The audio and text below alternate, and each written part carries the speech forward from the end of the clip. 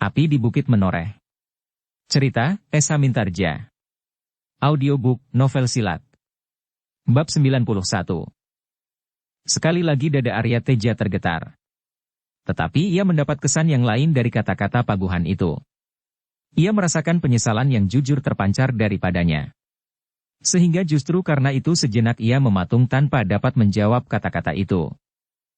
Namun segera ia seakan-akan terbangun dari mimpinya ketika ia mendengar kata-kata Paguhan. Apakah kau mengizinkan Arya Teja? Mudah-mudahan Rara Wulan dapat diselamatkan. Arya Teja menarik nafas dalam-dalam. Tetapi ia adalah orang yang paling kecewa atas persoalan itu. Kecewa bahwa ia dihadapkan pada peristiwa yang tanpa pilihan.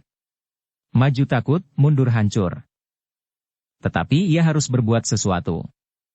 Ia harus menelan segala kepahitan yang dihadapinya. Kepahitan yang tidak akan dapat dihapuskannya. Yang dapat dilakukan adalah melupakannya. Melupakan sesuatu yang telah terjadi. Sebenarnya telah terjadi. Perlahan-lahan Arya Teja melangkahkan kakinya, betapa ia harus menekan perasaannya. Ia harus menyentuh perempuan itu. Perempuan yang sudah bernoda. Ketika ia berpaling, dilihatnya Paguhan masih berdiri tegak di tempatnya. Sorot matanya benar-benar membayangkan penyesalan. Tetapi Paguhan tidak mengalami akibat apapun yang langsung menyertai hidupnya kemudian. Tidak setiap hari ia dihadapkan pada kekecewaan yang harus dilupakan. Ia cukup menyesali perbuatannya. Apabila penyesalan itu jujur, ia tidak akan mengulanginya. Tetapi bagaimana dengan noda yang telah melekat pada keluarganya? Pada istrinya yang setiap hari akan selalu membayanginya? Terdengar Arya Teja menarik nafas. Dalam sekali, sedalam kepedihan yang menghunjam di hatinya. Tetapi kali ini Arya Teja tidak dapat berbuat lain. Rara Wulan tidak akan dapat dibiarkannya begitu saja. Meskipun jauh di dasar hatinya kadang-kadang terbersit keinginan untuk membiarkan saja Rara Wulan itu mati, namun kemanusiaan yang melapisi pandangan hidupnya tidak membenarkannya. Karena itu betapa hatinya serasa seperti digores ujung senjata yang paling tajam, diangkatnya juga Rara Wulan itu dan dipapahnya pulang ke rumah. Meskipun demikian, di sepanjang jalan kadang-kadang timbul juga pertanyaan di dalam hatinya. Kenapa aku harus mengalami peristiwa ini? Dosa apakah yang pernah aku lakukan atau dilakukan oleh keluargaku? Sebagai manusia maka peristiwa itu benar-benar telah mengguncangkan keseimbangannya. Pada saat-saat permulaan ia melangkahkan kakinya pada dunianya yang baru, setelah ditinggalkannya dunianya yang lama, ia harus mewarnai dunia kekeluargaannya itu dengan noda yang paling kotor. Dan ia tidak dapat melepaskannya. Hari-hari berikutnya adalah hari-hari yang penuh dengan penderitaan. Rara Wulan tidak dapat melepaskan dirinya dari perasaan bersalah. Kadang-kadang masih meledak ungkapan-ungkapan penyesalannya yang tidak terkendali, sehingga hampir-hampir ia berhasil membunuh dirinya. Tetapi Bibi Arya Teja dengan sabar selalu menasehatinya. Selalu memberinya petunjuk-petunjuk. Tetapi aku tidak akan dapat menahan penderitaan ini, Bibi, berkata Rara Wulan pada suatu saat. Kandunganku selalu memberikan bayangan yang mengerikan. Kandungan yang selalu berada bersamaku ini, selalu mengatakan kepadaku bahwa aku adalah manusia yang paling rendah di dunia. Aku mengharap bahwa Kakang Arya Teja memberi aku hukuman yang paling berat.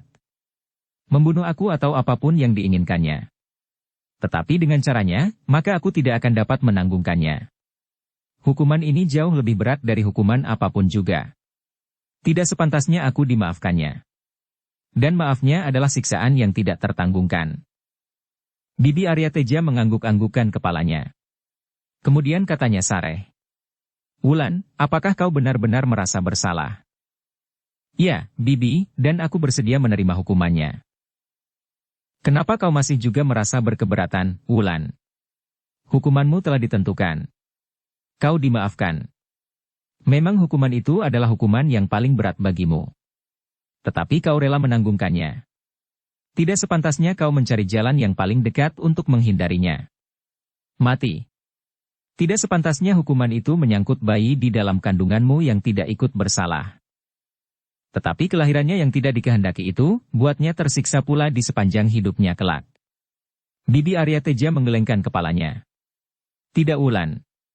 Kalau kau menerima semuanya ini dengan ikhlas, Arya Teja pun melakukannya dengan ikhlas dan jujur, dan Paguhan menyesali perbuatannya sepenuh hati, maka tidak akan ada persoalan lagi di antara kalian. Kalian harus bersikap wajar, sehingga tidak menimbulkan pertanyaan pada orang-orang lain yang tidak tahu persoalannya. Rara Wulan setiap kali hanya dapat menganggukkan kepalanya sambil menangis. Tetapi ia selalu bertanya-tanya, sampai di mana kesediaan Arya Teja untuk memaafkannya. Hari-hari merayap melintasi pekan dan bulan. Saat-saat yang mendebarkan menjadi semakin dekat. Kelahiran bayi di dalam kandungan Rara Wulan. Meskipun Arya Teja dan Rara Wulan, atas nasihat dan petunjuk yang terus-menerus dengan kesabaran hampir tanpa batas dari bibinya, berusaha berlaku dan berbuat wajar, namun mereka masih belum dapat menghapuskan tirai yang seakan-akan masih terbentang di antara mereka. Tirai yang harus mereka lupakan. Tetapi mereka menyadari bahwa tirai itu pernah terbentang di antara mereka.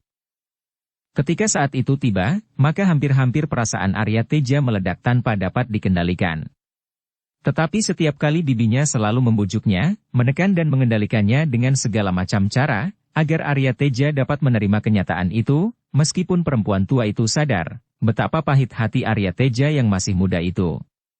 Sehingga akhirnya, Arya Teja tidak dapat menghindarkan diri. Menerima kelahiran anak Rara Wulan itu sebagai anaknya sendiri. Seorang anak laki-laki, yang diberinya nama Sidanti. Kelahiran Sidanti mendapat sambutan yang hangat dari setiap orang di Menoreh. Mereka merasa ikut bergembira bahwa Arya Teja telah mendapatkan seorang putra. Mereka sama sekali tidak tahu apakah yang sebenarnya tersimpan di dalam hati Arya Teja dan Rara Wulan. Hati yang sebenarnya telah retak dan sulit untuk dipertautkan kembali. Meskipun demikian, betapa pahit perasaan mereka, mereka mencoba menerima segala cara tetangga-tetangga memberi selamat kepada mereka. Setiap malam pendapa rumahnya selalu dipenuhi oleh para tetangga yang baik, yang ingin ikut serta menyatakan kegembiraan hati. Perempuan-perempuan sibuk membantu di dapur, menyelenggarakan jamuan untuk setiap malam. Sebagian yang lain menunggu bayi laki-laki itu berganti-ganti. Di pendapa terdengar setiap malam kidung kegembiraan dilakukan oleh setiap tamu berganti-ganti. Kidung kegembiraan menyambut kedatangan anak laki-laki Arya Teja. Kidung yang berisi doa agar bayi itu selamat untuk seterusnya, dijauhkan dari bahaya. Namun ada juga tamu-tamu perempuan yang berbisik di antara mereka. Bayi ini lahir sebelum waktunya. Lihat tubuhnya tampak lemah sekali. Tetapi suara tangisnya terlampau kuat. Perempuan yang lain mengangguk-anggukan kepalanya, katanya. Ya, ibunya sakit-sakitan saja. Selama mengandung anak ini, hampir tidak pernah ia sempat melihat sinar matahari di luar bilik. Bahkan anak ini hampir-hampir membawa nyawa ibunya. Ya, desis yang lain. Arya Teja belum genap 10 bulan kawin. Dan perempuan-perempuan itu bersepakat bahwa kelahiran Sidanti agak terlampau cepat. Apalagi Sidanti tampak terlampau lemah pada saat lahirnya, karena selama ia di dalam kandungan, ibunya selalu dikejar oleh siksaan batin. Namun di dalam pertumbuhannya, Sidanti menjadi anak laki-laki yang cukup kuat dan tangkas. Nakalnya bukan main. Kesehatannya berangsur menjadi baik. Bahkan anak itu seolah-olah tidak pernah disinggahi penyakit. Tetapi bagaimanapun juga, bayangan wajah Paguhan tercetak juga di wajah anak laki-laki itu. Bagaimanapun juga Arya Teja ingin melupakannya, tetapi setiap kali ia melihat Sidanti maka setiap kali ia selalu teringat, bahwa anak laki-laki itu mencerminkan darah yang menitik di dalam urat nadinya. Sehingga betapapun juga apa yang telah terjadi itu selalu membayangi siang dan malam. Bibi Arya Teja yang menjadi semakin tua melihat kepedihan itu. Perempuan tua itu pun melihat, bahwa Sidanti benar-benar telah dilahirkan dalam wujud yang hampir serupa dengan Paguhan. Dan perempuan tua itu menyadari, betapa anak itu dapat menjadi pagar yang membatasi Arya Teja dan Rara Wulan sebagai suami istri. Karena itu maka perempuan tua itu mencoba untuk mencari jalan yang baik tanpa menimbulkan banyak persoalan. Maka diambilnya anak itu, dan dibawanya ke rumahnya. Anak itu sepantasnya berada di rumahku, berkata orang tua Arya Teja. Biarlah kami setiap hari dapat mendukung cucu kami. Ah, jawab Bibi Arya Teja. Kalian tidak merasa kesepian di rumah. Kalian masih mempunyai kawan untuk bercakap. Tetapi aku tinggal seorang diri. Biarlah Sidanti tinggal bersamaku untuk beberapa hari. Tetapi yang dikatakan beberapa hari itu ternyata terlampau panjang. Hanya kadang-kadang saja Sidanti tinggal bersama ibunya, tetapi kemudian kembali ke rumah neneknya ke rumah Bibi Arya Teja.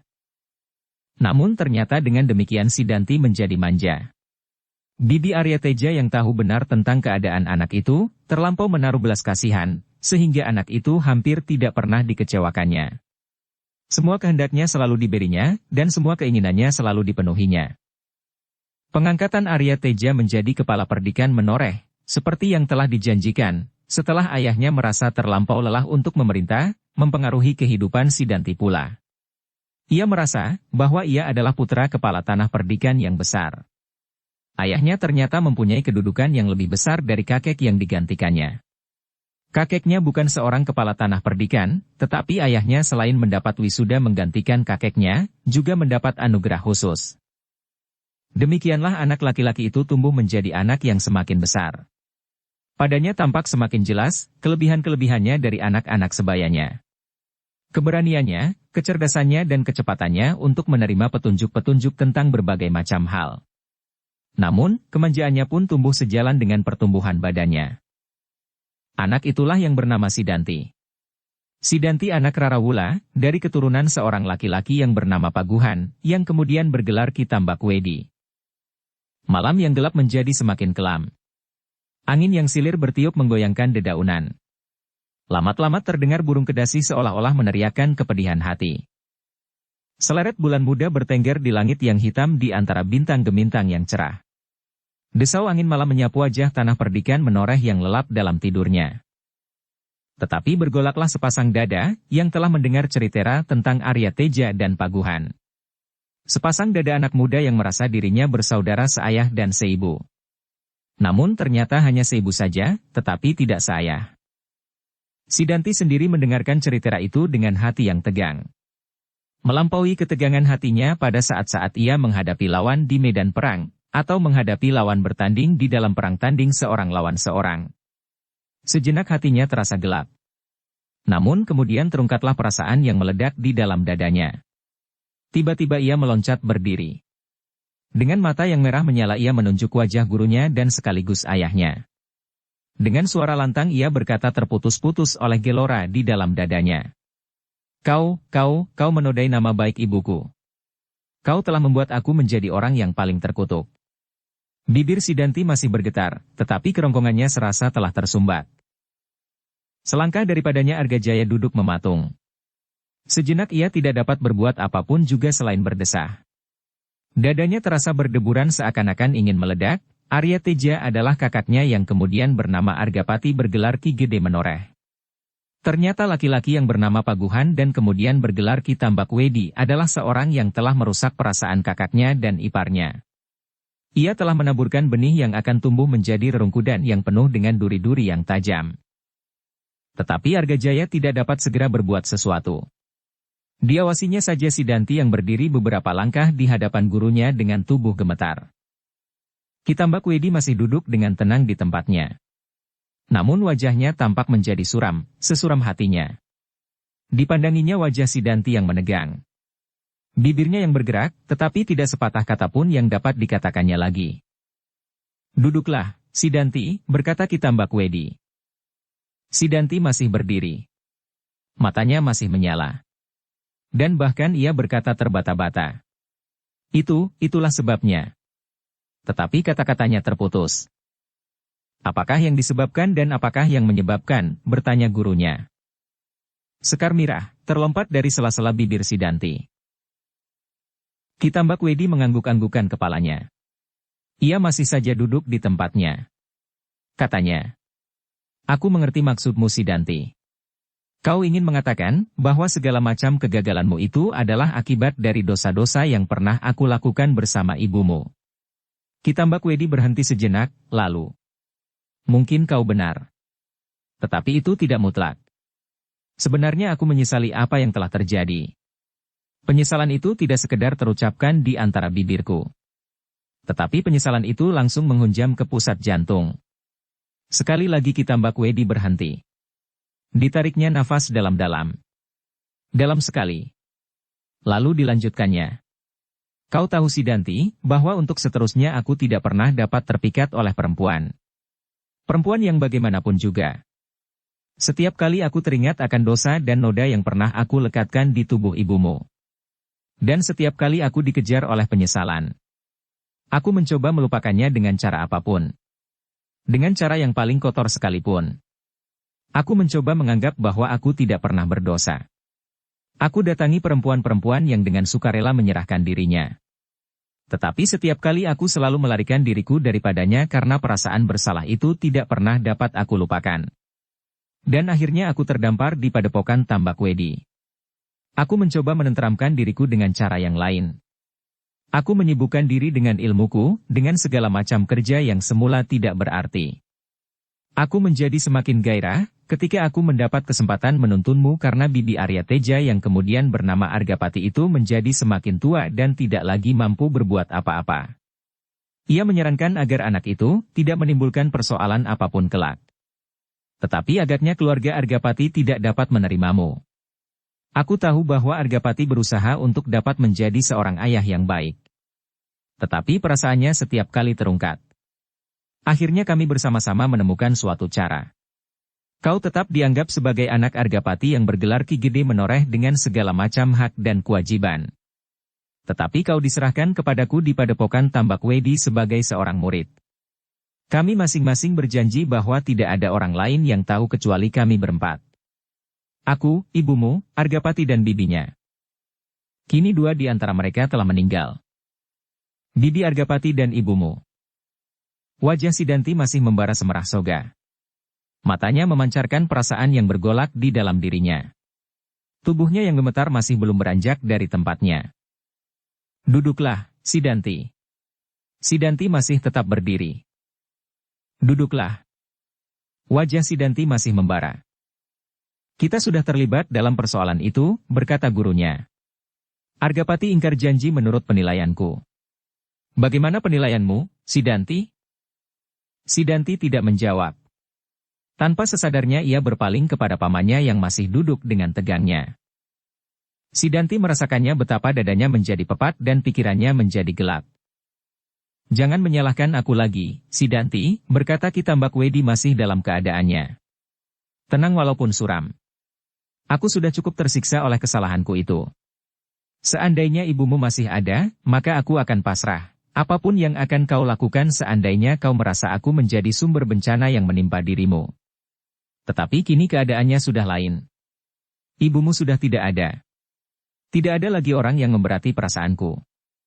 Aku menjadi seakan-akan terbebas dari sebuah belenggu yang selama ini mengikatnya. Sidanti masih membeku. Tetapi wajah Argajaya menjadi semakin tegang. Ia kini tahu benar persoalannya. Persoalan itu berpusar pada persoalan antara kakaknya Argapati dan Ki Tambak Wedi. Ia tidak dapat menyalahkan kakaknya Argapati apabila tidak segera menerima tawaran Ki Tambak Wedi untuk membantu Sidanti, Madeg Keraman melawan pemerintahan Pajang. Sedang Sidanti itu sama sekali tidak ada sentuhan darah dengan kakaknya itu. Meskipun demikian Argapati tidak segera berbuat sesuatu. Ia tahu benar, siapakah Ki Tambak Wedi itu. Dan ia belum tahu, apakah yang akan terjadi dengan Sidanti. Argajaya yang licik itu sengaja tidak segera menyatakan sikapnya, meskipun sikap itu telah ada di dalam dadanya. Ia menunggu apakah yang akan terjadi. Peristiwa apakah yang akan berkembang kemudian. Dengan demikian maka Argajaya masih juga tetap diam di tempatnya. Ditahankannya perasaannya, agar tidak meluap keluar sehingga menimbulkan akibat yang tidak dikehendakinya. Sidanti sendiri masih saja membeku di tempatnya. Seakan-akan anak muda itu telah kehilangan akalnya. Ia tidak tahu apa yang sebaiknya dilakukan. Darahnya yang meluap-luap tiba-tiba serasa berhenti mengalir. Yang berada di hadapannya itu adalah bukan sekedar gurunya, tetapi ia adalah ayahnya, meskipun karena perbuatannya ibunya menjadi tersiksa sepanjang hidupnya. Dengan cerita itu, maka barulah ia kini mengetahui sebabnya, kenapa kelakuan ibunya selama ini terasa terlampau berlebih-lebihan. Kesediaannya untuk melakukan apa saja sesuai dengan keinginan suaminya dan betapa ia menghormati Argapati, meskipun Argapati sendiri sama sekali tidak menunjukkan keinginannya untuk berbuat sewenang-wenang. Ternyata kesediaan itu tidak tumbuh dari dasar hatinya, Tetapi semuanya itu terdorong oleh suatu keinginan untuk menebus dosa dan hutang budi. Sejenak Sidanti mencoba membayangkan apa yang telah terjadi di dalam lingkungan keluarga Argapati. Namun bayangan itu semakin lama menjadi semakin kabur.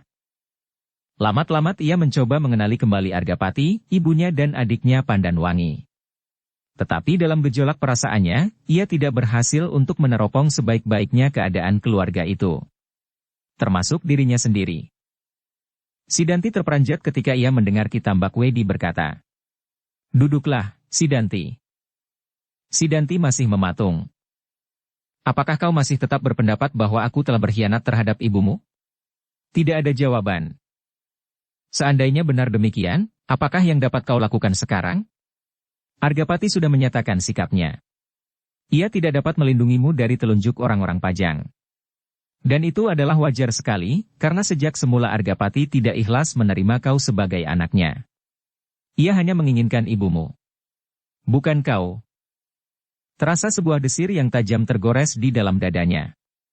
Seandainya saat itu Argapati ada di ruangan itu, maka ia pasti akan menunjuk kedua-duanya, Argapati dan Ki Tambakwedi, sambil berteriak. "Kalian adalah pengkhianat-pengkhianat yang paling jahat." Tetapi yang didengarnya adalah suara Ki Tambakwedi. "Duduklah, Sidanti. Buatlah pertimbangan-pertimbangan yang baik." Sidanti sama sekali tidak beranjak dari tempatnya. Otaknya serasa menjadi pepat, dan ia tidak menyadari apa yang sebenarnya sedang dilakukan dan apa yang sebaiknya harus dilakukan. Ternyata Ki Tambakwedi membiarkannya saja dalam sikapnya itu. Perlahan-lahan ia berpaling kepada Argajaya sambil berkata, "Itulah yang sebenarnya telah terjadi atas diriku dan kakakmu Argapati. Sekarang terserah kepadamu, di mana kau akan berdiri. Tetapi kau harus ingat, bahwa kau bersama-sama kami telah terlibat dalam persoalan yang serupa. Melawan orang-orang Pajang. Sedang kakakmu Argapati sama sekali tidak ingin berbuat apa-apa. Baginya kedudukan ternyata jauh lebih penting dari apapun juga. Dari adiknya sendiri dan dari seseorang yang telah diakuinya sebagai anaknya." Argajaya pun tidak segera menjawab. Ia masih berdiam diri sambil menunggu perkembangan dari keadaan Sidanti. "Bagaimanakah pendapatmu?" bertanya Ki Tambakwedi kemudian.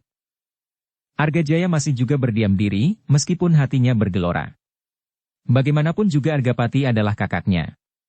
Meskipun dalam banyak persoalan ia tidak sependapat dengan kakaknya, bahwa di dalam saat yang paling genting sekalipun kakaknya tidak bersedia melindunginya, tetapi Argapati adalah kakaknya. Apabila di dalam persoalan ini ia harus memilih, maka ia harus membuat pertimbangan semasak-masaknya. Ternyata Sidanti sama sekali tidak ada persambungan darah dengan dirinya. Sidanti bukan putra Argapati. Karena Argajaya juga tidak segera menjawab, maka Ki Tambakwedi itu bergumam. "Memang keadaan ini sama sekali pasti tidak pernah kalian duga-duga sebelumnya. Tetapi bagi kalian, terutama Sidanti, yang masih cukup muda, cobalah memandang ke hari depan. Jangan terpukau kepada masa lampau, betapapun indahnya, atau betapapun buruknya. Yang penting, bagaimanakah yang akan datang. Nah, apakah kau sudah mulai membuat pertimbangan-pertimbangan bagi masa datang?" Tak ada jawaban. "Sidanti," berkata Tambakwedi itu pula. "Aku telah berbuat apa saja buat hari depan itu. Hari depanmu. Karena aku akan merasa ikut menikmati apa yang akan kau dapatkan. Justru karena kau anakku. Aku mengharap bahwa Argapati pun akan berbuat demikian. Aku mengharap ia jujur menerima kau sebagai anaknya. Tetapi ternyata aku keliru. Argapati sama sekali tidak bersungguh-sungguh. Ia memberikan kau kepadaku bukan sekedar pemecahan masalah tetapi benar-benar ingin menyingkirkan kau dari menoreh. Nah, apakah kau tidak merasakannya?" Ki Tambakwedi itu berhenti sejenak, lalu. "Sekarang, kau sudah cukup dewasa. Pertimbangkan olehmu, mana yang baik dan mana yang tidak baik." Ketika Ki Tambakwedi terdiam, maka ruangan itu menjadi terlampau sepi. Kesepian yang mencengkam sampai ke pusat jantung. Namun di dalam dada Sidanti terjadilah pergolakan yang terlampau dahsyat.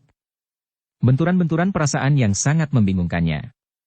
Keluarga yang memeluknya sejak kanak-kanak, tanpa diduga-duganya kini pecah berserakan seperti belanga yang jatuh menghantam batu. Sejak kecil ia merasakan bahwa ia berada di dalam satu lingkungan yang baik, di dalam satu keluarga yang menyenangkan. Baginya Argapati adalah ayahnya. Ia tidak pernah merasakan, bahkan segelugut kolang-kaling terbelah 7 ia tidak akan menyangka, bahwa Argapati itu bukan ayah kandungnya. Tetapi tiba-tiba kini ia dibenturkan pada suatu kenyataan. Meskipun kadang-kadang ia menjadi ragu-ragu. Namun menurut pertimbangannya, hal yang demikian itu, sudah pasti bukan hanya sekedar dongengan. Seandainya Ki Tambakwedi berbohong, maka ia adalah pembohong yang paling besar pada zamannya. Dengan demikian maka Sidanti tidak segera dapat menemukan sikap. Dalam keraguan-raguan, dipandanginya pamannya Argajaya yang masih juga berdiam diri. Tetapi ketika terpandang olehnya wajah Argajaya, sekali lagi dada Sidanti berdesir. Orang itu ternyata sama sekali bukan pamannya. Bahkan bukan sanak bukan kadangnya. Argajaya adalah adik Argapati yang telah dikecewakan oleh gurunya, oleh ayahnya. Apakah dengan demikian ia dapat mengharapkan Argajaya itu berada di pihaknya, seandainya ia memilih berdiri di sebelah Ki Tambakwedi? Gelora di dalam dada Sidanti itu menjadi kian bergemuruh. Di dalam angan-angannya berloncatanlah berbagai kenangan masa harapannya. Ia mencoba melihat kembali apakah yang pernah dilakukan oleh Argapati untuknya dan apa yang telah dilakukan oleh Ki Tambakwedi. Dua wajah yang membayang di pelupuk matanya. Ia kini harus memilih satu di antara dua. Dan kenyataan ini terasa benar-benar pahit. Namun ia harus menentukan sikap. Ia tidak dapat selalu bergantungan di dunia angan-angannya tanpa berjejak di atas kenyataan. Dan ia tidak dapat mengingkari kenyataan itu. Betapa Argapati baginya adalah seorang ayah yang baik, yang sabar dan ramah, tetapi kenyataan telah memisahkannya. Argapati sama sekali bukan seorang yang sabar dan ramah. Justru karena Argapati tidak dapat menghapus kenangannya atas peristiwa kelahiran Sidanti, maka dipaksakannya dirinya berbuat sebaik-baiknya. Sekali lagi Sidanti terperanjat ketika ia mendengar Ki Tambakwedi berkata, "Duduklah. Pikirkanlah dengan baik. Kau harus membuat pertimbangan-pertimbangan yang matang." Kali ini Sidanti benar-benar terhisap oleh pengaruh yang tidak dikenalnya. Perlahan-lahan ia meletakkan dirinya, duduk di sebelah gurunya. "Kau harus bersikap dewasa. Jangan seperti kanak-kanak yang bingung karena kehilangan barang mainan," berkata gurunya. Sidanti masih berdiam diri. Dua wajah yang sama-sama dikenalnya dengan baik masih terbayang. Tetapi bagi mata hati Sidanti, wajah Argapati semakin lama menjadi semakin kabur. "Sikap Argapati selama ini bukanlah sikap yang jujur," berkata Ki Tambakwedi. Ia ingin dianggap dirinya seorang yang baik, yang berjiwa besar dan yang dengan lapang dada memaafkan orang lain. Tetapi ia telah merendam dendam dan kebencian di dalam dadanya, yang setiap saat akan meledak dengan dahsyatnya. Ia berbuat begitu baik kepadamu sama sekali bukan untuk kepentinganmu, tetapi ia berbuat untuk kepentingannya sendiri. Sidanti mengerutkan keningnya. Bayangan wajah Argapati semakin lama menjadi semakin suram. Seperti yang dialaminya selama ia berada di Tambakwedi, gurunya yang ternyata juga ayahnya itu telah berbuat apa saja untuknya. Ia telah mendorongnya untuk berusaha naik ke tangga yang lebih tinggi di dalam tata keprajuritan. Meskipun usaha itu tidak berhasil, tetapi ia telah terlampau banyak berbuat untuknya. Apa saja? Sehingga yang terakhir dikorbankannya padepokannya, Tambakwedi. Neraca di dalam hati Sidanti semakin lama menjadi semak miring. Apalagi yang kini berada di sisinya adalah Ki Tambakwedi itu sendiri sehingga dengan demikian, maka pengaruh kehadirannya, ternyata ikut menentukan pilihan yang harus dijatuhkannya. Tetapi tiba-tiba terbersit sebuah pertanyaan di dalam hatinya. Seandainya ia berpihak kepada Ki Tambakwedi, apakah yang kemudian dapat dilakukan olehnya? Kepala Tanah Perdikan menoreh adalah Argapati. Argapati dapat memerintahkan apa saja yang dikehendakinya atas orang-orang menoreh. Argapati dapat memerintahkan untuk menangkapnya bersama-sama Ki Tambakwedi. Namun pertanyaan itu tidak diucapkannya. Di tempat itu hadir pula Argajaya, adik Argapati, sehingga pembicaraan mengenai hal itu tidak akan dapat dilakukannya dengan baik. Tetapi agaknya Ki Tambakwedi dapat menduga-duga hatinya. Keraguan-raguan yang membayang di wajahnya. Karena itu maka Ki Tambakwedi itu berkata berterus terang. Bagiku tidak ada pilihan lain daripada memenuhi perjanjian itu di bawah pucang kembar, pada saat purnama naik seperti yang pernah terjadi dahulu. Aku mengharap bahwa kali ini aku dapat membunuhnya. Kitambak Wedi berhenti sejenak, diperhatikannya wajah Argajaya yang menjadi semakin tegang. Dan ia berkata seterusnya. Seandainya tidak, maka aku pun tidak akan bersedia mati tanpa arti. Kalau aku tidak dapat membuat penyelesaian macam itu, maka aku harus berbuat banyak.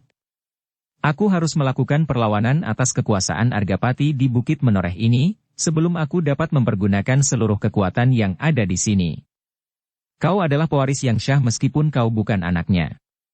Setiap hidung tahu bahwa kau kelak akan mewarisi tanah ini. Itulah sebabnya agaknya Argapati menjerumuskan kau ke dalam bencana. Kitambak Wedi sekali lagi berhenti berbicara. Sekali lagi diperhatikannya wajah Argajaya. Lalu, kau tidak usah mencemaskan apa yang terjadi seandainya Argapati terbunuh olehku kelak. Tidak ada orang yang tahu persoalan apa yang terjadi. Apabila seseorang mendengar perjanjian ini di halaman rumah Argapati, mereka pun tidak akan jelas menangkap maksudnya.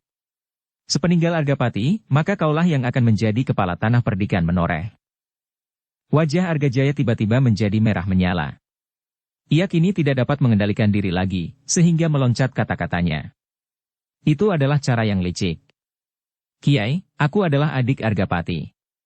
Setelah aku tahu bahwa Argapati tidak berputrakan Sidanti, maka akulah yang lebih berhak atas tanah ini seandainya Kakang Argapati tidak ada lagi. Kitambak Wedi mengerutkan keningnya. Tetapi kemudian ia menggelengkan lemah. Tidak, Ngger. Kalau Sidanti disisihkan dari urutan pewaris tanah ini, maka di dalam rumah Argapati masih ada lagi seorang gadis yang cukup garang, Pandanwangi.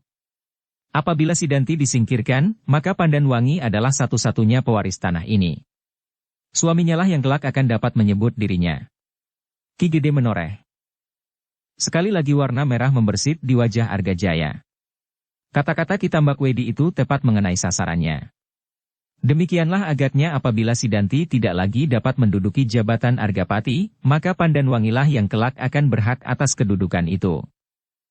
Dengan demikian, maka Argajaya itu pun tidak segera dapat berkata sesuatu, meskipun terasa dadanya menjadi terlampau pepat. Ruangan itu sejenak menjadi sunyi.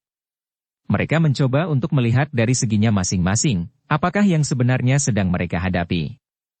Tetapi putaran dari segi pandangan mereka, terutama adalah kepentingan mereka sendiri. Kepentingan diri pribadi. Sidanti yang kecewa mendengar kenyataan tentang dirinya, mencoba untuk menemukan imbangan dari kekecewaannya itu. Justru ia ingin menjadi seorang yang jauh lebih besar dari kenyataan yang dihadapinya. Menurut Kitambak Wedi, Sidanti ternyata bukan putra Argapati, kepala tanah perdikan Menoreh, meskipun hak atas tanah ini kelak akan diwarisinya. Namun itu bukan karena ia sebenarnya berhak, tetapi hal itu dapat terjadi sekedar karena belas kasihan Argapati kepadanya, kepada ibunya. Tidak, tiba-tiba ia menghentak di dalam hatinya. Aku tidak mau sekedar menerima belas kasihan orang. Aku harus dapat menentukan nasibku sendiri. Apapun yang harus aku tempuh. Sekilas dipandangnya Argajaya yang masih terdiam merenungi persoalannya. Bagaimana, Sidanti? Bertanya gurunya. Apakah kau sudah menemukan keputusan yang paling baik buat kau lakukan? Aku tidak ingin memaksamu untuk segera mengambil sikap. Kau masih mempunyai waktu, supaya keputusanmu tidak kau ambil dengan tergesa-gesa. Sidanti masih belum dapat menjawab. Tetapi dari sorot matanya, Kitambak Wedi yang telah dipenuhi oleh pengalaman hidup, oleh pahit manisnya kehidupan itu, dapat meraba, bahwa Sidanti telah hampir dapat dikuasainya sepenuhnya. Sidanti, yang selama ini digadangnya untuk menjadi seseorang yang berkedudukan baik. Jauh lebih baik dari keadaannya sekarang. Namun justru karena itu, maka sikap Sidanti menjadi sombong, tergesa-gesa, dan manja seperti kemanjaannya masa kanak-kanak. Sidanti, berkata Kitambak Wedi. Kita sudah tidak dapat mundur lagi. Kita sudah berdiri berhadapan dengan kekuasaan Pajang. Sedang di sini, Argapati sama sekali tidak dapat kita harapkan. Karena itu kita harus mendapatkan kekuatan itu sendiri tanpa bersandar kepada Argapati. Sidanti mengerutkan keningnya, sedang wajah Argajaya menjadi semakin menegang. Apapun yang kita kemukakan kepada orang-orang Pajang, pasti tidak akan didengar oleh mereka. Kita sudah dianggap memberontak. Untuk itu maka kita memerlukan kekuatan. Sidanti masih diam. Sedang Kitambak Wedi meneruskannya sambil melihat wajah Argajaya dengan sudut matanya. Tidak ada di antara kita yang dapat melepaskan diri. Besok atau lusa, atau sebulan 2 bulan lagi, kita akan selalu dikejar-kejar oleh petugas-petugas sandi dari Pajang apabila kita tetap dalam keadaan itu. Tetapi keadaan akan sangat berbeda apabila kita berdiri tegak bersama sepasukan prajurit dengan panji-panji di atas kepala kita. Tidak seorang pun yang menyahut, dan Kitambak Wedi berkata terus. Kesimpulannya adalah, menyusun kekuatan. Siapa yang menghalangi, harus dimusnahkan. Bukankah begitu, Sidanti? Sidanti tidak menyahut. Tetapi Kitambak Wedi melihat bahwa kata-katanya telah menyusup ke pusat jantungnya. Yang menjadi pusat perhatiannya kini adalah Argajaya. Ia mengharap orang itu tidak melepaskan diri daripadanya. Argajaya sudah terlanjur terlibat dalam perlawanan atas Pajang. Ia harus memberikan kesan bahwa tidak ada jalan lain baginya untuk bersama-sama melawan Pajang. Tetapi Argajaya itu masih tetap membeku. Meskipun demikian di dalam dadanya, bergelora pertimbangan-pertimbangan yang saling berbenturan. Perasaannya sebagai seorang adik, benar-benar tersinggung. Tetapi ia merasakan kebenaran kata-kata Kitambak Wedi, bahwa orang-orang Pajang pasti menganggapnya sebagai seorang buruan. Padahal, kakaknya, Argapati, tidak bersedia untuk berdiri melawan Pajang.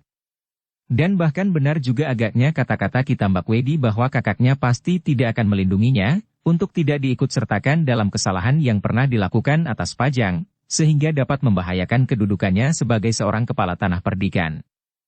Jabatan itu akan dapat dicabut dan diserahkan kepada orang lain, atau kedudukan tanah menoreh sebagai tanah perdikan dapat dibatalkan. Baik Sidanti maupun Argajaya sudah dapat membayangkan jalan apakah yang akan ditempuh oleh Kitambak Wedi. Mereka sadar bahwa Kitambak Wedi akan mengambil kesempatan untuk mengumpulkan orang-orang menoreh sendiri yang bersedia melawan Argapati. Mungkin Sidanti sebagai seorang yang selama ini dikagumi oleh anak-anak muda menoreh dapat dimanfaatkan untuk menarik kekuatan anak-anak muda di pihaknya. Gelora di dalam dada Argajaya menjadi semakin bergemuruh. Ia berdiri di simpang jalan yang sulit. Dalam pada itu terdengar Kitambak Wedi berkata, "Semuanya telah jelas bagi kita. Aku menunggu keputusanmu Sidanti, meskipun aku sudah dapat menduga, apakah yang sebenarnya tersimpan di dalam dadamu. Agaknya kau telah memilih jalan yang benar. Bagimu hanya ada satu cara untuk melangkah maju. Melawan Pajang. Setiap tindakan yang kau lakukan harus beralaskan pendirian itu. Sebab apabila tidak demikian, maka kau akan dibinasakan oleh orang-orang Pajang tanpa dapat berbuat apa-apa. Bahkan mungkin Pajang tidak perlu mengirimkan pasukannya kemari, tetapi mereka dapat mempergunakan tangan Argapati." Kitambak Wedi itu berhenti sejenak, perlahan-lahan ia berpaling kepada Argajaya. "Angger," katanya kemudian. "Aku tahu bahwa kau berada dalam kesulitan. Tetapi kau harus bijaksana. Kau tidak dapat bergantung kepada kakakmu itu. Kita harus menentukan sikap.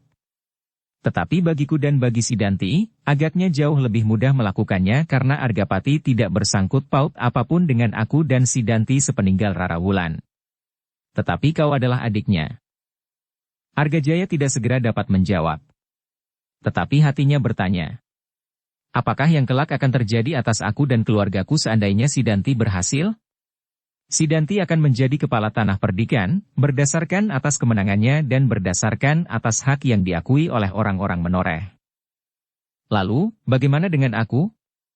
Kebimbangan dan keraguan-raguan telah melanda dinding jantung Argajaya sehingga terasa dadanya menjadi berdentangan semakin keras. Dengan demikian, maka justru ia menjadi semakin diam.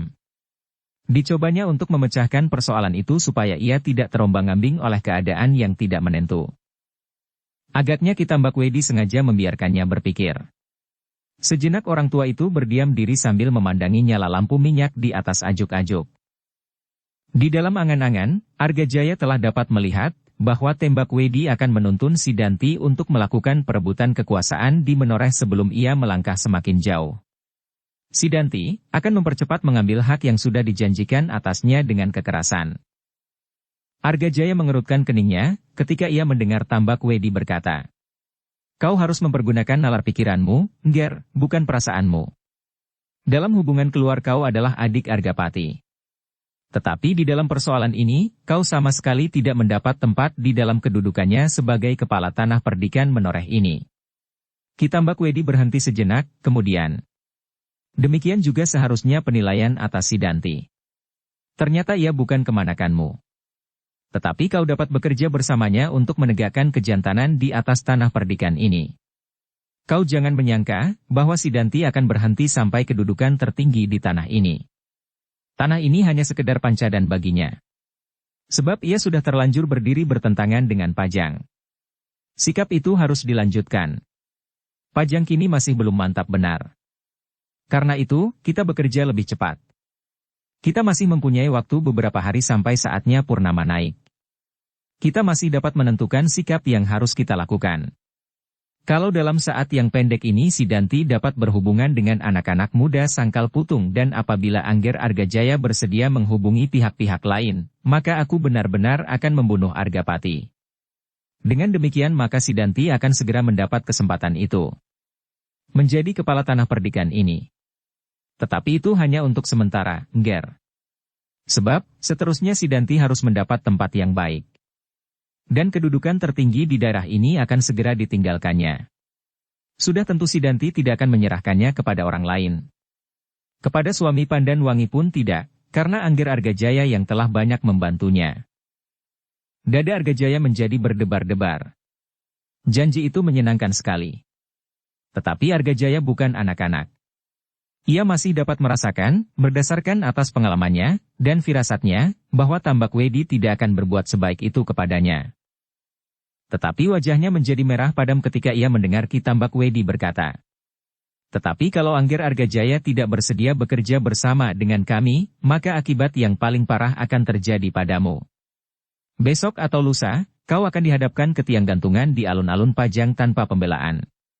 Aku tidak dapat berbuat apa-apa. Juga seandainya besok atau lusa Argapati sendiri yang akan menangkapmu, atau orang-orang lain yang kau kecewakan." Argajaya tahu benar ancaman ini. Meskipun yang diucapkan oleh Ki Tambakwedi adalah nama-nama Pajang dan Argapati, tetapi Argajaya menyadari bahwa apabila ia tidak bersedia ikut serta, maka Ki Tambakwedi pasti tidak akan segan-segan berbuat sesuatu atasnya. Tetapi Argajaya bukanlah seorang yang bodoh, ia pun memiliki akal yang tidak kalah liciknya dari Ki Tambakwedi. Karena itu, maka setelah ia berpikir dengan memperhitungkan segenap kemungkinan, ia mengangguk-anggukan kepalanya sambil berkata, "Ya, Kiai, aku dapat mengerti. Aku memang harus mengesampingkan hubungan keluarga dan kepentingan-kepentingan pribadi dari kepentingan-kepentingan yang lebih jauh." Ki Tambakwedi menarik nafas dalam-dalam. Kemudian ia bergumam, "Terima kasih, Ngger. Agaknya kau tahu, apakah yang sebaiknya kau lakukan." Ki Tambakwedi itu berhenti sejenak, lalu. "Nah, kita harus mempergunakan setiap kesempatan sebaik-baiknya. Kita harus segera menyusun rencana. Kita manfaatkan ketidakpuasan yang ada di tanah perdikan ini. Kita harus dapat meniupnya dan membakar tanah ini dengan ketidakpuasan itu, sehingga tanah ini akan menjadi karang abang. Di atas seruntuhan itu kita akan membangunkan sesuatu kekuatan yang tidak dapat terpatahkan. Kita akan madekeraman, melawan kekuasaan Adiwijaya. Kita harus dapat menguasai alas Mentaok sebelum hutan itu dikuasai oleh pemanahan." Sekali lagi Ki Tambakwedi berhenti. Ditariknya nafas dalam-dalam seakan-akan ingin mengendapkan perasaannya yang sedang meluap. Kemudian katanya, Aku sudah meloncat terlampau jauh. Sekarang, apakah yang sebaiknya kita lakukan di atas tanah ini untuk melepaskan kekuasaan Argapati yang ternyata terlampau mementingkan dirinya sendiri daripada kejantanan, harga diri, dan cita-cita itu?" Argajaya mengerutkan keningnya. Kemudian diangguk-anggukannya kepalanya. Katanya, "Terserahlah kepada Kiai. Aku sama sekali belum sempat memikirkannya. Persoalan ini baru saja aku ketahui, dan keputusanku pun baru saja aku ketemukan." Ki Tambakwedi mengangguk-anggukan kepalanya.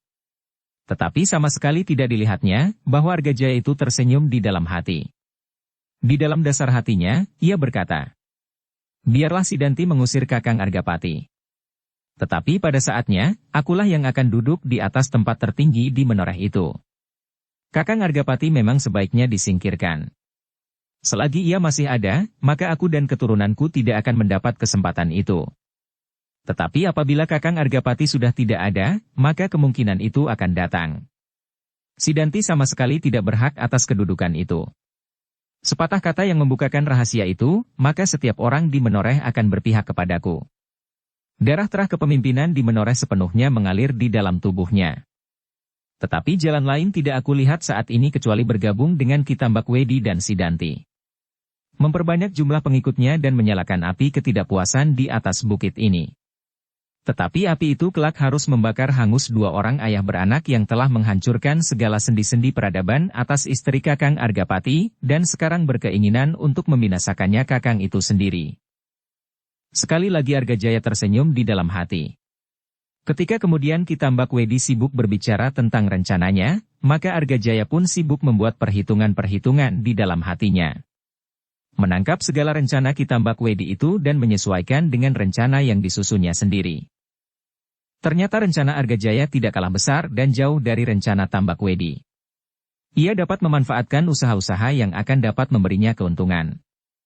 Dan ia akan dapat meminjam tangan Kitambak Wedi untuk kepentingannya, meskipun menilik tata lahir Kitambak Wedi lah yang akan memanfaatkan apa.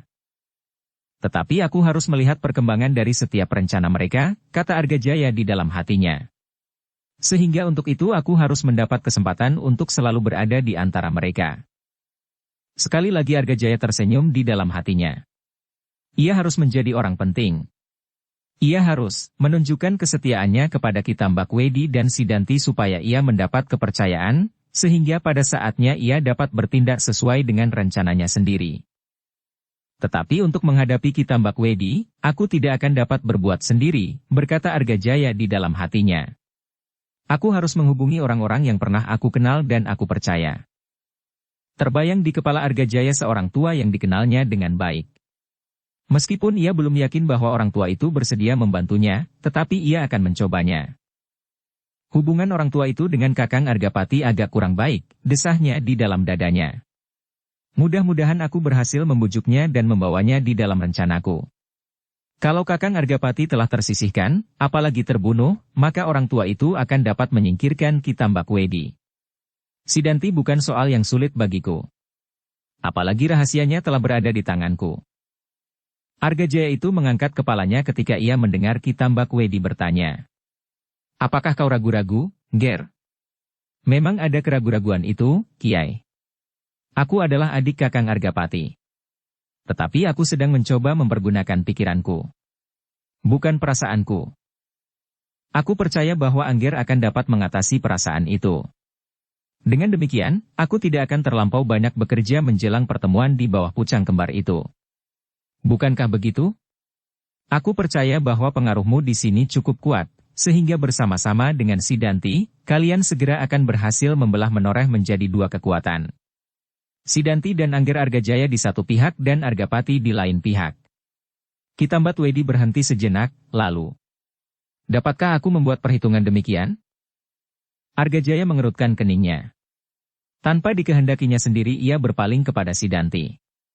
Kemudian katanya perlahan-lahan. Bagaimana pendapatmu, Sidanti? Sejenak Sidanti berpikir. Ia mencoba untuk menjajaki keadaan di tanah perdikan Menoreh. Namun ia berkata, aku terlampau lama berada di luar tanah perdikan ini, sehingga aku tidak segera dapat mengatakannya. Pamanlah yang setiap saat berada di tanah ini. Melihat watak dan sifat orang-orangnya. Mendengar dan mengerti kemauan dan kesenangannya. Argajaya mengangguk-anggukkan kepalanya. Perlahan-lahan ia berdesis. Ada pihak yang tidak senang kepada Kakang Argapati, justru karena ia ingin menjadikan tanah ini terlampau baik. Kakang Argapati mencoba mencegah perjudian sabung ayam dan kesenangan lain yang telah mendarah daging bagi orang-orang Menoreh. Sejak ia menjadi kepala tanah perdikan, ia sudah mulai mencoba. Tetapi setiap kali ia merasa gagal. Setiap kali ia dihadapkan pada kenyataan, bahwa hal-hal yang tidak dikehendaki itu ternyata masih tersebar luas di tanah perdikan ini. Seakan-akan semakin lama bahkan menjadi semakin meluas. Tetapi Kakang Argapati pun agaknya tidak jemu-jemu pula berusaha. Cara yang dianggapnya baik selalu dicobanya. Setiap kali ia gagal, setiap kali pula ia menemukan cara yang lain. Terlebih-lebih lagi pada saat paceklik yang jarang sekali menerkam tanah perdikan ini. Beberapa tahun yang lampau tanah ini mengalami paceklik panjang. Dalam saat yang demikian itulah agaknya Kakang Argapati hampir kehabisan kesabaran, sehingga cara yang ditempuhnya menjadi tampak terlampau keras dan kasar. Beberapa pihak menjadi tidak senang atas sikap itu. Argajaya berhenti sejenak untuk menarik nafas dalam-dalam. Ia mencoba mengingat apakah yang pernah terjadi di tanah perdikan ini, dan apakah yang sebaiknya dikatakannya pada saat itu. Sejenak kemudian disambungnya. Bukan saja mereka yang telah dicengkam oleh judi, sabung ayam, sabung gemak, dan bahkan jirak dan dakon dengan taruhan, beradu kemiri dan yang lain-lain, tetapi juga orang-orang kaya menjadi kecewa. Pada saat yang paling sulit, Kakang Argapati telah meminjam padi dan beras dari orang-orang kaya untuk orang-orang miskin. Pada saat yang paling sulit itu pun Kakang Argapati agaknya hampir kehilangan kesabaran karena kecemasannya melihat rakyatnya diserang oleh kelaparan. Pada saat itulah Kakang Argapati mengambil beras dan padi orang-orang kaya itu, meskipun menurut perjanjian yang dibuat, Kakang Argapati akan mengembalikan. Tetapi orang-orang kaya merasa haknya dirampas dengan paksa oleh Kakang Argapati. Mereka merasa bahwa Kakang Argapati telah menyalahgunakan kekuasaannya sebagai kepala tanah perdikan untuk memeras orang-orang kaya di tanah ini.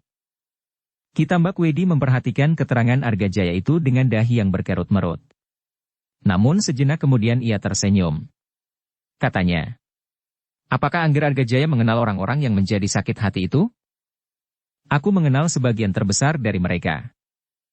Apakah mereka tidak terikat oleh kesetiaan dan kebanggaan atas keturunan Argapati? Ya. Itulah yang menahan mereka untuk berbuat sesuatu. Mereka merasa bahwa terah Argapati tidak dapat diganggu-gugat memegang pimpinan di tanah ini." Wajah Ki Tambak Wedi menjadi suram. Ia menyadari, kesetiaan yang sudah tertanam sejak nenek moyang itu memang sulit untuk diatasi. Tidak ada orang lain yang lebih baik daripada jalur keturunan Argapati. Tidak ada orang lain yang pantas untuk menyebut dirinya Ki Gede Menoreh, selain Argapati turun-temurun.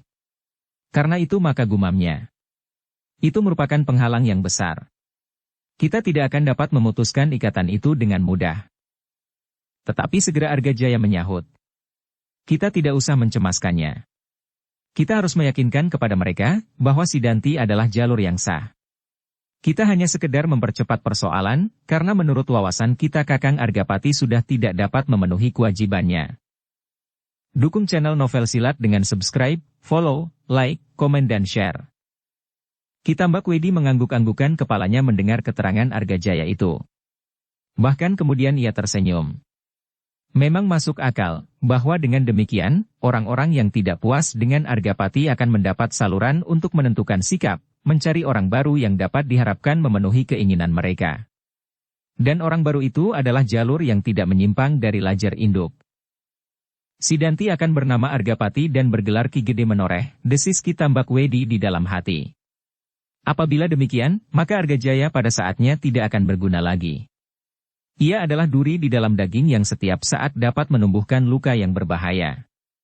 Ia akan dapat berkhianat dan menyingkirkan Sidanti, apalagi setelah diketahuinya bahwa Sidanti sama sekali bukan putra Argapati. Ki Tambak Wedi itu tersenyum di dalam hati. Tetapi aku memerlukannya sekarang untuk memecah kekuatan Menoreh. Namun pada saat itu Argajaya tersenyum juga di dalam hatinya. Aku sudah memegang rahasia itu. Pada saatnya kau akan tersingkirkan dari Menoreh, setelah orang-orang Menoreh mengetahui bahwa kau bukan terah Argapati, Sidanti. Pada saat yang bersamaan, Argapati sendiri sedang sibuk dengan puterinya Pandanwangi. Pada saat gadis itu menyadari kenyataan yang dihadapinya, tiba-tiba wajahnya menjadi pucat. Tidak sepatah kata pun yang dapat diucapkannya. Tubuhnya menjadi gemetar, dan keringat dingin mengalir dari segenap tubuhnya. Argapati terkejut ketika ia mendengar Pandanwangi memekik kecil. Tetapi sejenak kemudian gadis itu jatuh terkulai lemas. Pingsan. Bukan saja Argapati yang menjadi cemas, tetapi pelayan-pelayan yang dipanggilnya pun menjadi bingung pula. Mereka kemudian menggelugut tubuh Pandanwangi dengan berambang, jahe, dan minyak kelapa. Beberapa orang menggosok keningnya dengan jeruk dan air hangat. Sedang beberapa orang yang lain berkumat kamit tanpa mengetahui apa yang sedang diucapkannya sendiri. Kenapa Pandanwangi menjadi pingsan? Bertanya salah seorang sambil berbisik.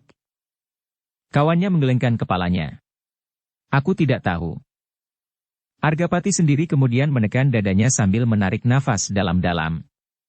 Agaknya Pandanwangi mengalami kejutan yang sangat, sehingga ia tidak dapat mempertahankan kesadarannya.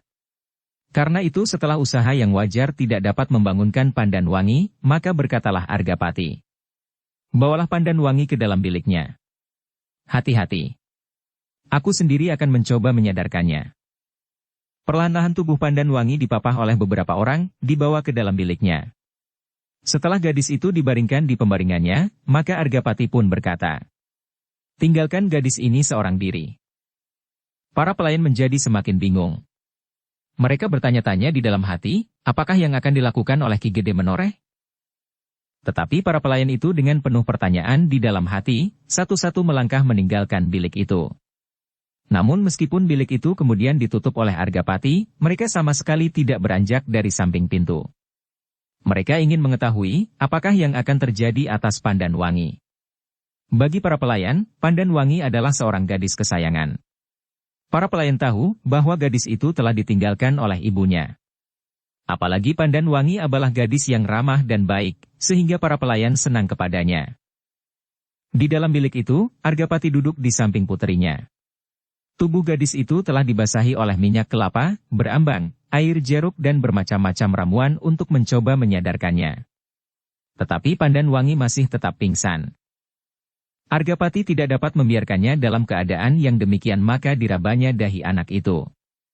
Dipusatkannya segenap kekuatan batinnya, memanjat langsung kepada Tuhan Maha Pencipta. Terasa tangan Argapati itu menjadi gemetar. Kepalanya semakin lama menjadi semakin menunduk. Dengan dada yang semakin lama menjadi semakin bergetar. Argapati berusaha sekuat-kuat tenaga batinnya untuk memohon agar anaknya segera menjadi sadar. Setitik air seakan-akan menetes ke atas bara api di bawah kakinya ketika ia merasakan gerak yang lemah sekali pada anaknya itu. Agaknya saluran kekuatan hati dan kemantapannya memohon telah bergetar pula di dalam dada anak itu. Argapati yang telah mencurahkan segenap kemungkinan yang ada di dalam dirinya itu kemudian menarik nafas dalam-dalam. Wajah putrinya menjadi berangsur merah. Meskipun Pandanwangi masih belum sadar, namun tampaklah bahwa gelombang dadanya menjadi semakin keras. Perlahan-lahan Argapati kemudian bangkit. Diambilnya air dingin di dalam kendi yang terletak di geledek di sudut bilik itu. Dengan hati-hati dititikkan air dari dalamnya. Perlahan-lahan sekali, dengan sangat hati-hati. Setitik demi setitik. Argapati hampir berteriak kegirangan ketika ia melihat putrinya itu membukakan matanya. Yang pertama-tama dipandangnya adalah pelita yang terletak di atas ajuk-ajuk yang melekat pada tiang bilik itu. Kemudian perlahan-lahan kepalanya bergerak, beredar ke seluruh ruangan. Ketika terpandang olehnya, Argapati, ayahnya, maka dengan serta-merta Pandanwangi itu berusaha bangkit. Tetapi tubuhnya menjadi terlampau lemah, sehingga ia terjatuh lagi di pembaringannya. Jangan bergerak, Wangi, desis ayahnya perlahan-lahan. Pandanwangi tidak berusaha bangkit lagi dari pembaringannya. Ditatapnya saja wajah ayahnya dengan mata yang basah. Ketika kemudian Argapati itu duduk lagi di sampingnya setelah meletakkan kendi di tempatnya, maka dengan serta-merta diraihnya tangan ayahnya, diletakkannya di atas wajahnya. Maka meledaklah tangis Pandanwangi, seperti bendungan yang pecah oleh banjir bandang. Argapati menarik nafas dalam-dalam. Betapa hatinya serasa diiris dengan ujung senjata yang paling tajam. Namun sedikit kelegaan menyusup di dalam relung hatinya. Pandanwangi telah dapat menangis. Telah dapat meluapkan perasaan yang tertahan. Semoga dengan demikian dadanya menjadi agak lapang. Sejenak Argapati duduk saja berdiam diri di samping putrinya yang sedang menangis. Dibiarkannya saja Pandanwangi menumpahkan sesak di dadanya, meskipun dadanya sendiri serasa akan retak. Setiap isak tangis putrinya seolah-olah seujung tombak yang menyentuh jantungnya. Baru ketika tangis Pandanwangi telah sedikit mereda, Argapati mencoba menghiburnya. Katanya, Pandanwangi, aku sudah menyangka bahwa kau akan terkejut mendengar cerita itu. Tetapi aku mengharap bahwa kau dapat menanggapinya secara dewasa. Jangan kau tangkap cerita itu dengan sikap kekanak-kanakan. Dada Pandanwangi masih terasa terlampau sesak. Meskipun demikian terlontar juga kata-katanya di sela-sela isak tangisnya. Ayah, kenapa aku dilahirkan? Argapati mengerutkan keningnya. Pertanyaan itu tidak diduga-duganya. Pandan Wangi tidak bertanya tentang Sidanti, tetapi ia bertanya tentang diri sendiri. Karena itu maka Argapati pun bertanya pula. Apakah yang kau maksudkan Sidanti? Pandan Wangi menggeleng lemah. Katanya. Bukan, ayah. Bukan Kakang Sidanti. Tetapi aku, ya kenapa aku dilahirkan dalam keadaan ini? Argapati menjadi semakin tidak mengerti. Kenapa Wangi? Tidak ada persoalan apa-apa padamu. Persoalan kakakmu, Sidanti, pun sebenarnya telah selesai. Aku tidak akan mengusiknya. Bagaimana pahit perasaanku, tetapi aku sudah menerimanya sebagai anakku. Aku mengharap bahwa Kitambak Wedi akan bersikap jujur. Ia mengangkat Sidanti sebagai muridnya, tidak sebagai anaknya yang dimanjakannya dengan berlebih-lebihan. Kini Sidanti terperosok ke dalam kesulitan, dan kesulitan itu akan dibebankan kepadaku, kepada tanah perdikan menoreh. Sebenarnya aku pun tidak akan ingkar. Aku memang wajib menyelesaikan karena Sidanti adalah anakku. Tetapi tidak dengan cara yang ditempuh oleh Kitambak Wedi. Aku memilih cara yang lain, yang lebih sesuai dengan sikap dan kedudukanku. Tetapi Kitambak Wedi salah paham. Dan ia menganggapku berkhianat. Aku mengerti, ayah, sahut Pandan Wangi sambil terisak. Aku mengerti. Tetapi justru Kakang Sidanti telah mendapat tempat yang wajar seandainya kini ia tidak berbuat kesalahan, seandainya ia kini menurut kehendak ayah. Ya, lalu kenapa dengan kau? Bagaimanapun juga kelahiran Kakang Sidanti didasari atas kehendak bersama dari ayahnya dan ibunya, meskipun akhirnya disesali. Tetapi pada saat-saat itu, ada sentuhan kehendak bersama di antara keduanya. Tetapi itu tidak ada hubungan apa-apa dengan kau, Wangi. Tidak, ayah, sahut Pandan Wangi. Aku dilahirkan tanpa kesediaan yang jujur dari ayah dan ibu. Ayah dan ibu ternyata tidak saling mencintai lagi.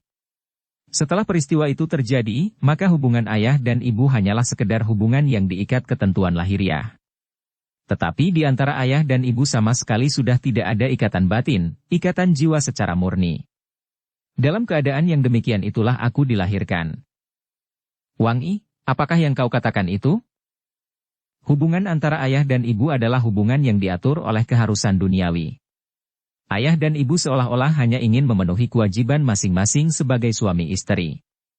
Tetapi kelahiran yang demikian adalah kelahiran tanpa arti. Kelahiran yang hanya dipaksakan oleh ikatan duniawi semata-mata tanpa hakikat yang sebenarnya dari hubungan antara suami dan istri. Wangi, dari mana kau dapat berkata begitu? Bukankah aku sudah dewasa, ayah? Argapati menarik nafas dalam-dalam. Hatinya menjadi kian pedih ketika tangis Pandan Wangi menjadi semakin meledak-ledak. Wangi, berkata Argapati. Tanggapanmu atas Sidanti dan dirimu sendiri terlampau dipengaruhi oleh kedirianmu. Kau terlampau kecewa melihat kenyataan itu. Tetapi sebenarnya tidak tepat seperti apa yang kau katakan. Coba Wangi, apakah kau masih juga menganggap bahwa kelahiran Sidanti diciptakan oleh hakikat hubungan antara seorang ayah dan seorang ibu? Kau telah membuat pertentangan yang tajam dari peristiwa-peristiwa itu. Kau memandang pada puncak-puncak peristiwa tanpa memperhatikan perkembangan jiwa yang terjadi kemudian padaku dan pada ibumu. Wangi, kau dapat membayangkan bahwa dapat terjadi kelahiran Sidanti, betapa kemudian ibumu menyesalinya. Sedang kelahiranmu memberikan kebahagiaan kepadanya dan kepadaku. Kami mengharapkan bahwa dengan kelahiranmu keretakan yang pernah ada itu akan dapat terhapuskan, setidak-tidaknya dikurangi. Bukankah dengan demikian kelahiranmu itu merupakan karunia atas kami berdua tanpa menilik perasaan kami masing-masing pada saat-saat sebelumnya? Tetapi perasaan bahagia itu adalah sekedar pelarian dari kekecewaan yang pernah mencengkam hati ayah dan ibu, tepis Pandan Wangi menjadi semakin mengeras. Wangi, jangan terlampau dilanda oleh perasaan. Ayah, terdengar suara Pandan Wangi di antara isaknya. Aku tidak menyalahkan ayah apabila ayah selain diliputi oleh kekecewaan di dalam lingkungan keluarga. Betapa ayah mengasihi aku dan ibu dan bahkan Kakang Sidanti, tetapi sejak aku meningkat dewasa, aku merasakan sesuatu yang aneh tersimpan di hati ayah. Ayah sering menyendiri. Ayah sering melakukan pekerjaan ayah jauh melampaui batas waktu yang sewajarnya. Ayah sering pergi berburu dan bahkan ayah mengajarku berburu pula. Bukan sekedar berburu, tetapi ayah mendidik aku seperti ayah mendidik seorang anak laki-laki dalam olah kanuragan. Pandan Wangi terhenti sejenak. Isaknya serasa menyumbat kerongkongan. Sejenak kemudian terdengar ia berkata sendat. Apakah sebenarnya maksud ayah mengajariku ilmu itu? Ilmu cabang perguruan menoreh menurut istilah ayah. Kenapa tidak kepada Kakang Sidanti yang justru dibawa oleh ayahnya yang sebenarnya ke Tambak Wedi? Sekali lagi Pandan Wangi berhenti, tetapi ketika ayahnya ingin menjawab, dipotongnya. Aku kini dapat meraba perasaan ayah waktu itu.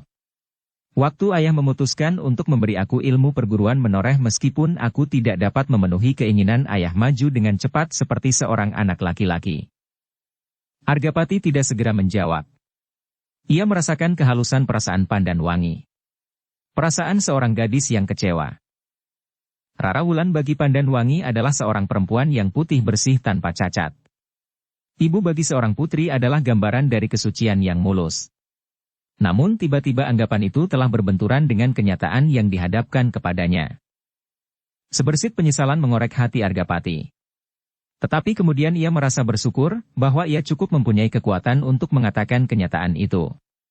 Pandan Wangi mendengar langsung dari mulutnya sendiri, dari mulut ayahnya, bukan dari orang lain, meskipun kejutan perasaan itu akan terlampau parah baginya.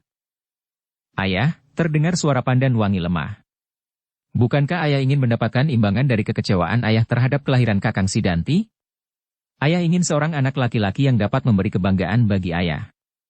Tetapi Kakang Sidanti tidak dapat ayah terima dengan sepenuh hati. Karena itulah maki ayah mencoba membuat aku menjadi seorang anak laki-laki meskipun dalam hidupku sehari-hari aku tetap seorang gadis. Argapati mengangguk-anggukan kepalanya. Katanya, betapa tajamnya perasaanmu, Wangi. Sebagian terbesar kau telah benar menebak perasaanku. Tetapi kau kurang tepat menilai hakikat dari persoalannya. Seperti bibi pernah menganggapku sebagai seorang pemimpi, maka aku pun pernah mengutuk kenyataan itu. Tetapi itu sudah terjadi, Wangi. Dan aku mencoba untuk pasrah diri pada keharusan itu. Jangan berpijak pada ledakan kenyataan itu sendiri. Tetapi kau harus mencoba menyelusur perkembangan jiwaku dan ibumu. Kau lahir dalam pengharapan. Itulah yang ayah lakukan. Ayah terlampau sadar dalam keutuhan nalar, bahwa harus lahir seorang anak yang akan menjadi adik Sidanti, karena Sidanti tidak sepenuhnya menjadi isi dari keluarga ini. Bukan didorong oleh tambatan batin di antara ayah dan ibu. Kesadaran atas suatu keharusan mendapatkan anak itulah yang telah mengurangi nilai daripada kelahiran anak itu sendiri. Kesadaran itu telah mendorong ayah dan ibu dalam suatu kewajiban yang harus dilakukan. Hanya sekedar kewajiban. Kau membedakan antara kewajiban dan harapan di dalam persoalan ini, Wangi. Di dalam persoalan kelahiranmu, jangan terlampau tajam menarik garis antaranya. Cobalah kau menenangkan hatimu, supaya kau dapat berpikir lebih bening. Bahwa aku melakukan kewajiban memang selalu didasari oleh pengharapan. Jangan kau samakan antara pengharapan atas sesuatu dengan pamrih untuk diri sendiri, meskipun keduanya saling mengait.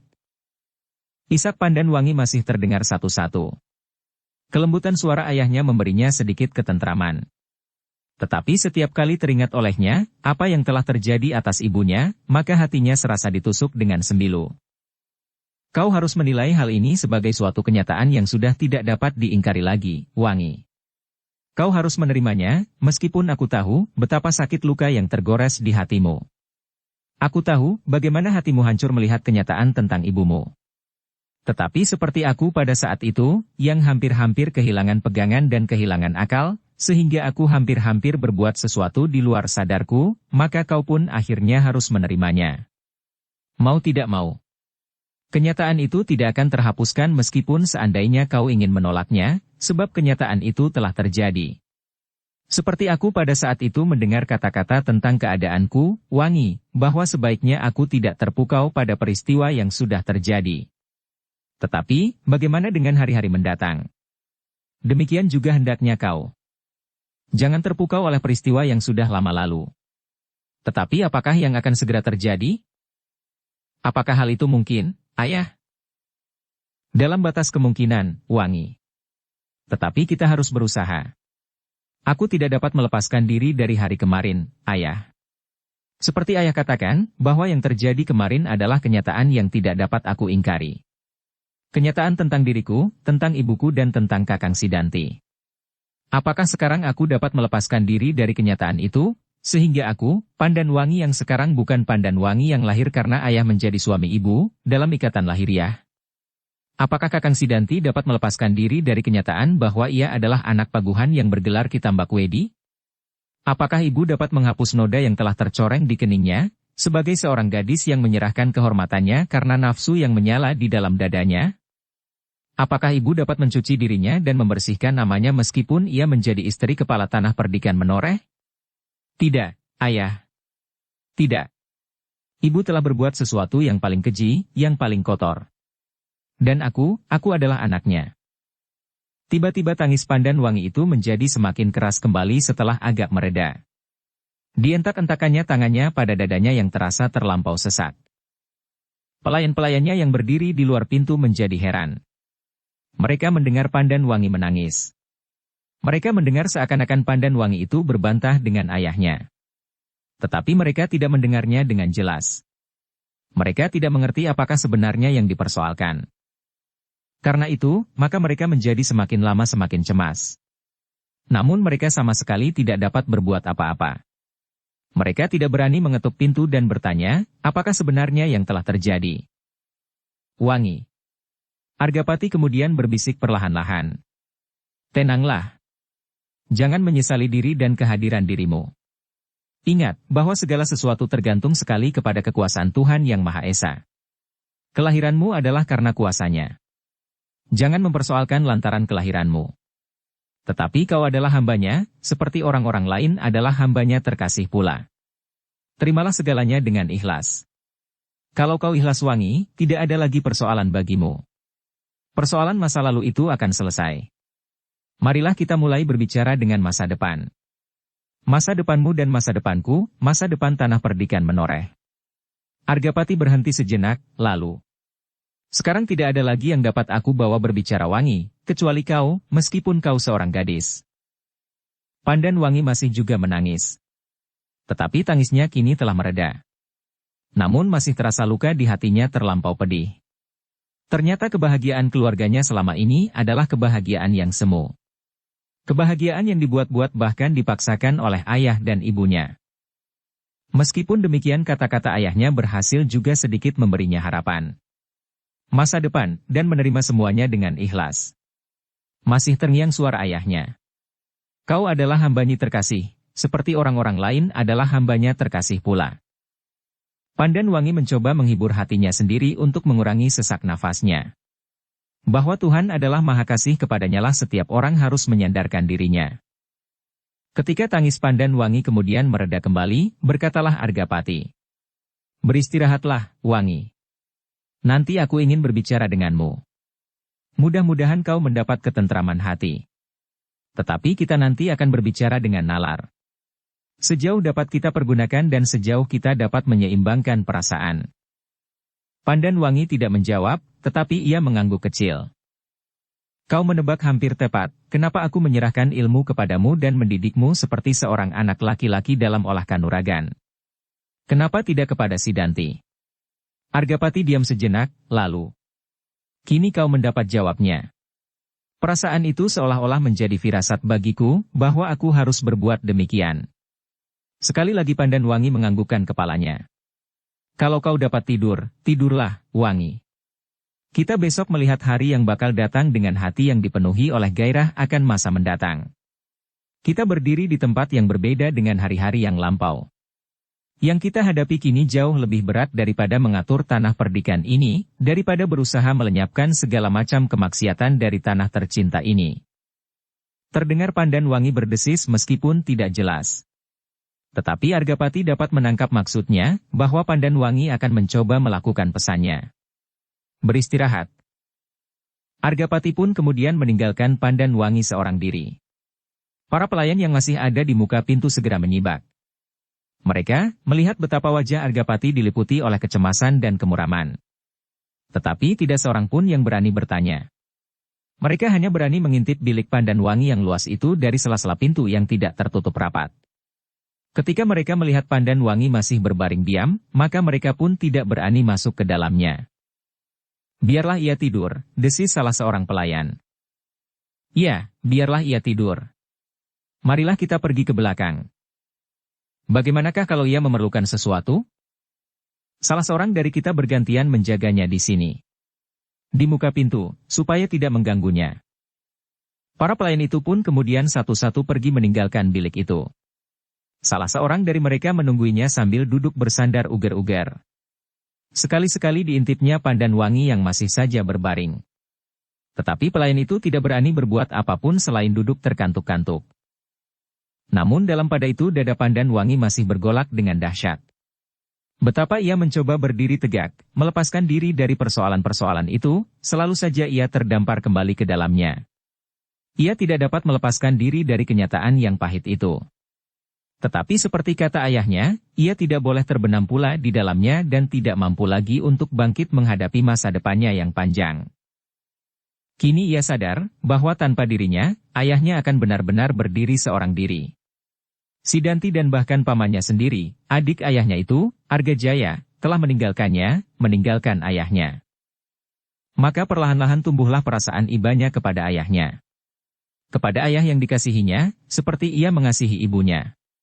Tetapi ternyata bahwa peristiwa yang baru saja didengarnya itu telah menodai pula kasihnya kepada ibunya itu. Ayah seorang diri akan berhadapan dengan Ki Tambak Wedi, Paman Argajaya, dan Kakang Sidanti, desisnya. Namun sekali lagi ia dilemparkan pada kesulitan perasaan. Sidanti adalah kakaknya.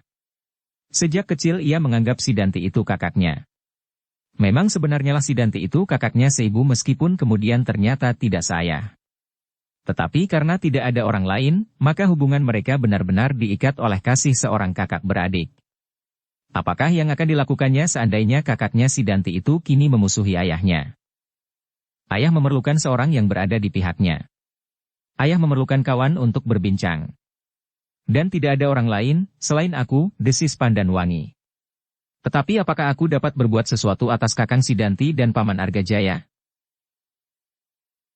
Bersambung ke bab 92.